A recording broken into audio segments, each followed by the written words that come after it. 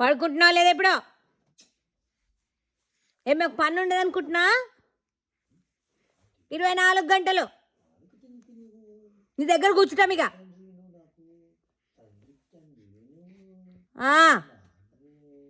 ఏం కక్కుడేంటి? ఏందనుకుంటున్నాను? పడుకోవా?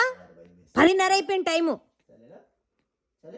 ఏంది కళ్ళు మూసుకొని పడుకోలేకపోతే చూడు ఏం చేసాం ఇప్పుడు. అన్న చూడు ఎట్లా పడుకున్నాడు. ఇది ఇంతగానే భయం ఉందా?